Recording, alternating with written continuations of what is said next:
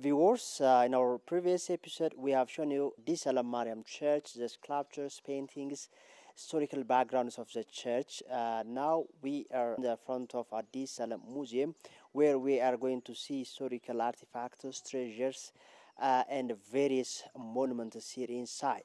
But before that, I would like, this building was burned by robbers many years ago. Now this is the replica of the previous building, as I've heard from my curator Amara. But let me ask him about the details regarding the building. Please do stay with us. Amara, I think this is not the previous building, as I've heard, because it was burned and rebuilt again. What was the story behind? Originally, this is the palace of Menelik, Menelik II. Two historical events had happened on it. The first one, robbers had tried to take off the artifacts inside. But with the help of the Zen security and the people, all the artifacts had been reserved as they were. Second, in order to protect the place from danger, we had built a fence around. Then, incidentally, fire had caught in the middle of the palace, and all the roof had been taken off, burnt by the fire. But later on, we had tried to build the roofing as it was, in 1997. This is the two incidents are this, but the museum was not originally a museum. It was a palace, but later on, in the time of Emperor Haile Selassie, all the artifacts of the church had been reserved into a museum. Yeah, so that means after or following the fire code, the renovation activity was undertaken as similar as the original one, Yes, right? as the original. All right. Thank you. So what are the artifacts we are going to see inside? Yes, there are a lot of artifacts there. Let us see them one by one. Okay, thank you.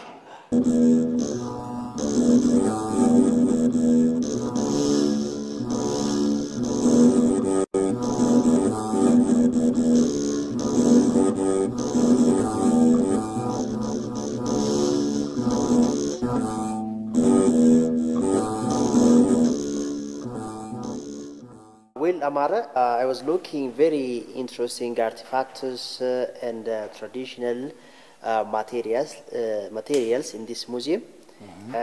From all the astonishing material I have observed is this bed and a pillow belongs to Emperor Menelik. Yes. Could you please tell us something about this pillow and the bed? Yes, it is of course, this is a bed of Menelik. It is made of the leather of animals, as you see it, and this one is his own mattress. And there you see two mirrors. One belongs to Emperor Menelik to see his own face, and the other is for Taito. This is what his bed looks like. Of course, it was not in the time of the technology. Yeah, exactly. This is not technology. And there you see the picture, the original picture of Menelik, the original picture of Menelik and Haile Selassie and his son, King Iyasu. And there, he's the then general of Emperor Menelik. He's in Fitaurari. Gabra Mariam, he was a guard. He was a guard of Menelik. This is what we see, and we'll see the other parts one by one. Exactly. This is very amazing and interesting. This is very crucial to keep this kind of treasure and artifacts. So this is very amazing. Yeah.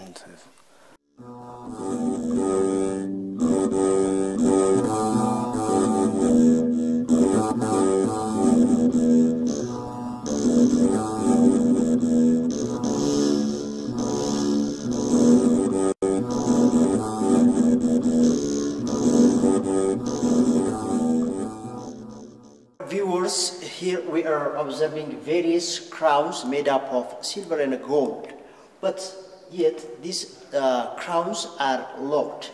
There is a mystery behind this fact. What is that, Amar?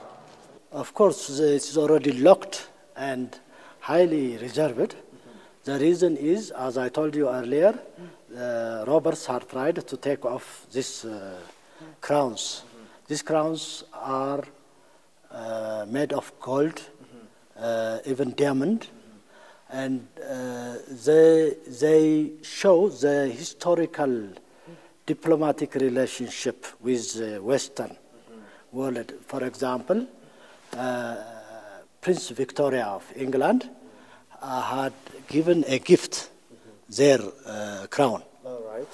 This had already been taken by the robbers, but with help of the security and Saint Mary, originally Saint Mary herself, we had already regained the materials. They are locked after this incident. Okay, just to preserve them. To preserve them from any kind of danger. All right. Behind this story, I have heard like an astonishing story about this priestess stick. Could you please break that and tell us about this in detail?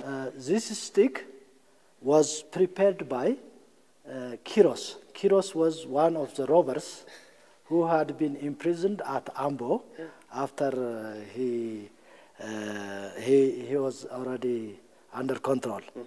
There he learned in the prison, he learned how to make crafts like this. So he prepared a few sticks, and he sent all these sticks to the church. Yeah, he wrote his name right here. Yes. Yeah, as a confession, he has sent these sticks. Right, Yes, to the church. as a confession. Yeah, a confession. as a confession. Yeah. He did it as a confession. Yeah. This is an amazing story. It's a story. That's why we put this one. That's why now you are locking these crafts. Yes. Yeah, after you have taken a lesson from these troubles. Yes, after the lesson, at the beginning they were left open, like the closets and others. Even these boxes were not present. The closets and other these ones are already left idle. Yeah. But now we had already locked it with wire, so that they cannot be taken off. Yeah, I like what Kiros did, by the way. Yeah, I like interesting. It's very interesting. Interesting. Right. So let's move to the next level.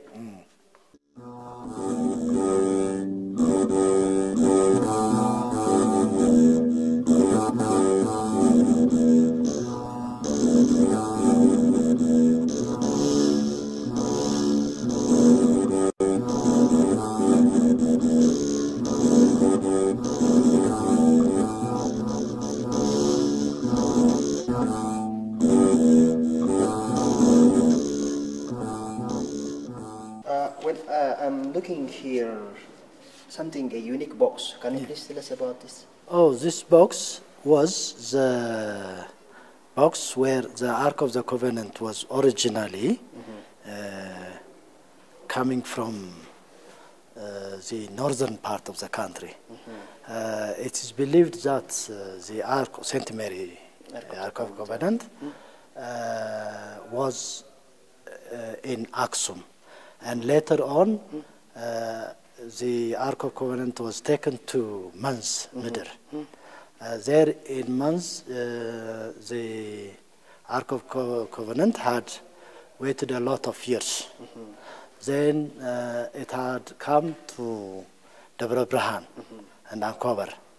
Later on, finally, it has, Menelik had brought it into Addis Ababa at Ur-Ail Church. Finally, he built the church.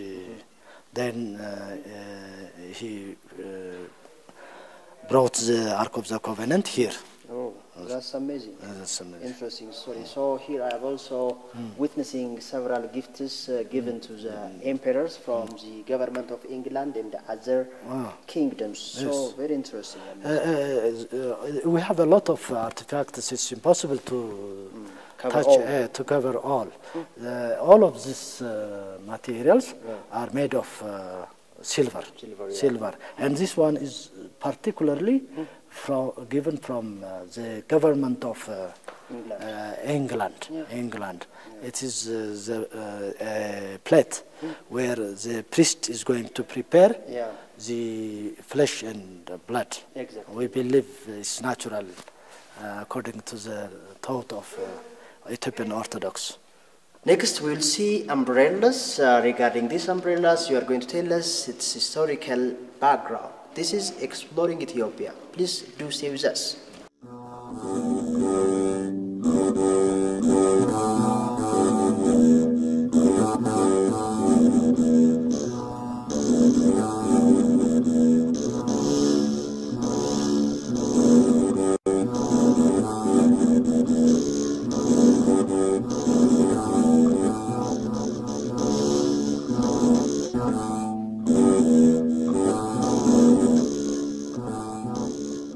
Okay, so what are these umbrellas? These umbrellas are historical. For example, this one is so big that it's carried by a person who is already assigned for this purpose. The person who carried this umbrella used to have his own wage in the form of land. Okay. He had a gasha, which is 10 hectares of land for this purpose. So these umbrellas were, at the beginning, they had come with the Ark of the Covenant.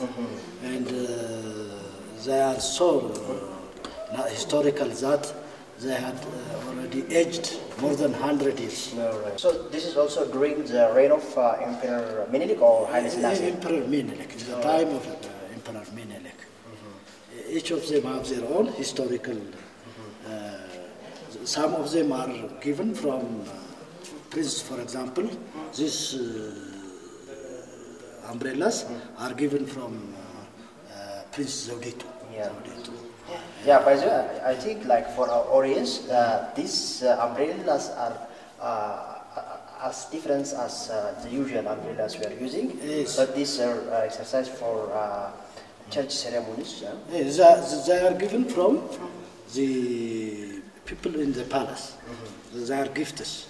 But this one is already historical. It has to be carried by a person who is going to receive a wage in a form of land. When a ceremony, when the Ark of the Covenant comes out in front of the people, this person is going to hold on this umbrella. All right. Okay. So let's move to the next level. Yes, of course. Yes.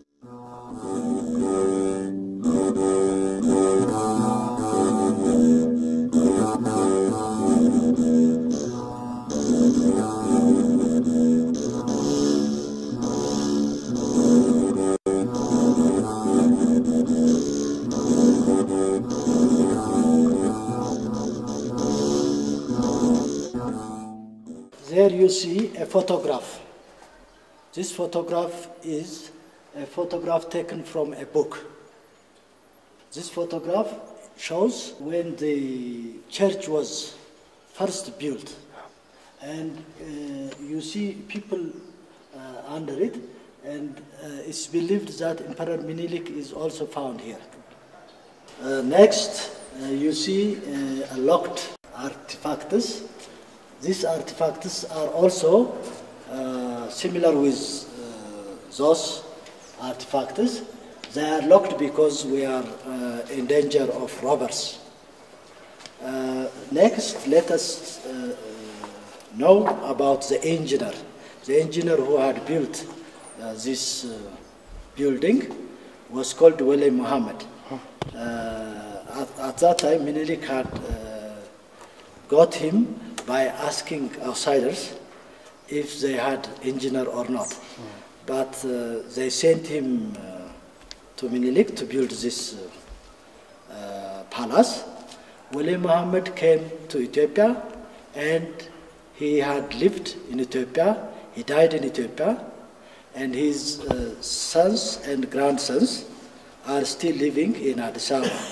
But for his memory, we heard that there is a Wele Muhammad Mosque in Addis Ababa.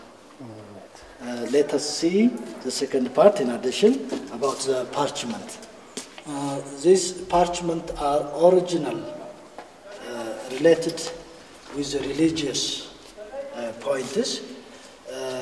As they are coming older and older, the Ministry of Culture had taken each of them one by one, and they are printed in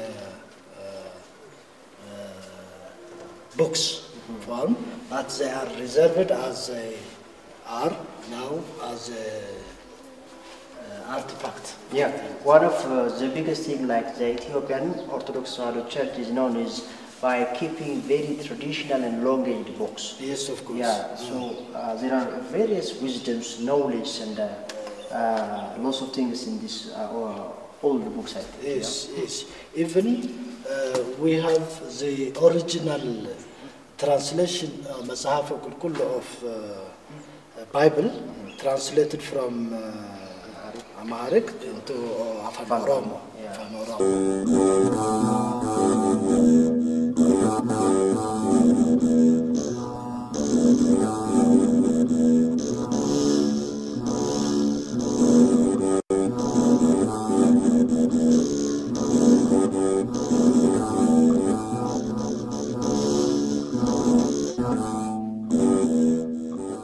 Amara, can you please tell us about these big eggs? It's the egg of ostrich. Ostrich. Okay. I don't know whether you have seen it or not. There at the top of the church, at the top of it, we have a cross, and the lines of the cross had been covered with this egg. It's believed that when there is an ostrich hatches its egg by giving particular attention. If it diverts because of any diversion, the whole egg will be spoiled. This shows that our Almighty God is all the time giving attention to the church. So, according to the tradition of Ethiopian Orthodox Church, there should be the ostrich egg at the top. This is a symbol. Symbolic. Symbolic. Oh, it is. It's symbolic. That's amazing. Let us see the others. All right. Okay. Thank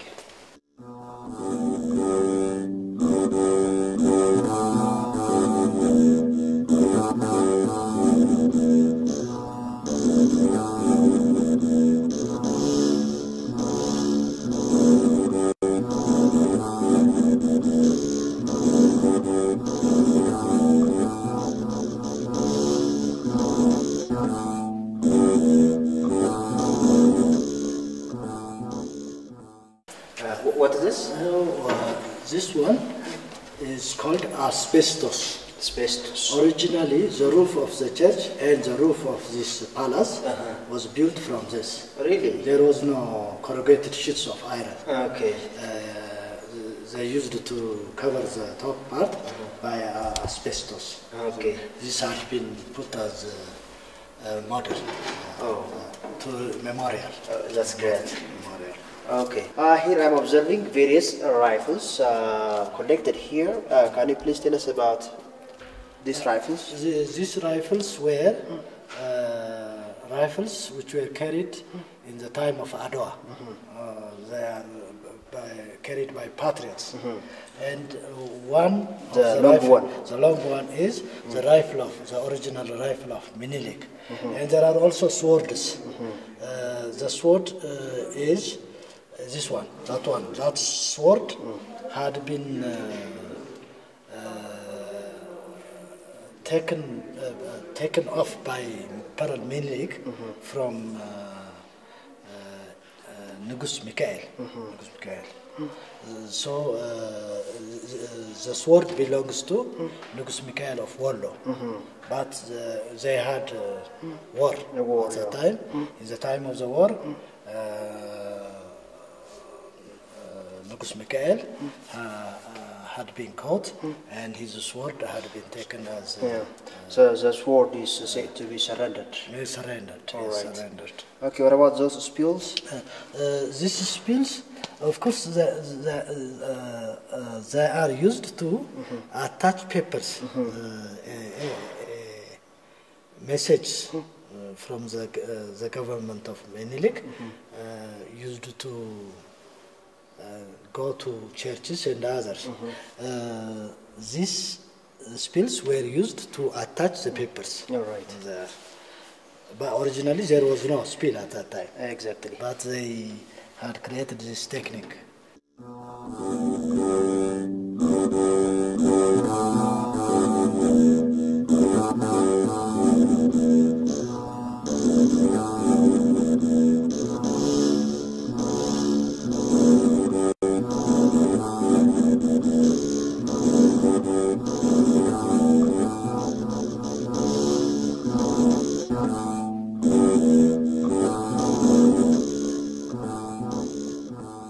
Honestly speaking, what I've seen is very amazing, very interesting. I'd like to appreciate on behalf of my audience for your follow-up and for just telling me all the details and the descriptions, what artifacts are available here inside Disala Museum, Mara.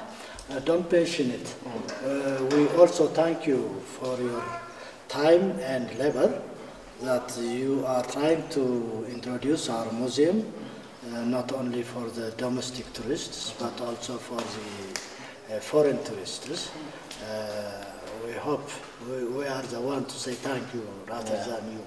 Of course, we have seen the museum as well as the church in the bird's eye view, in a glance.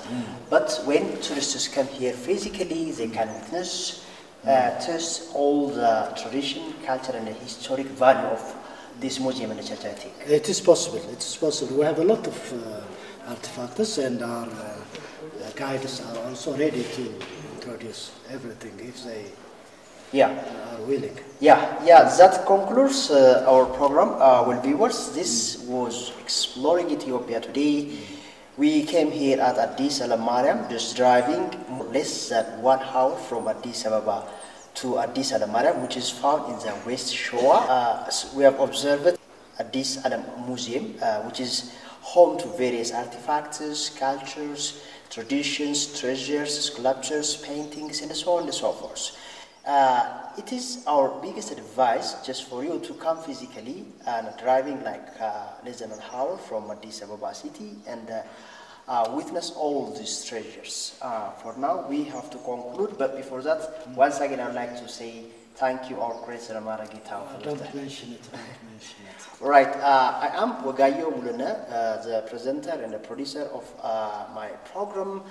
Until I come yet with another topic next time, please do stay with other programs of ETV. Have a nice time.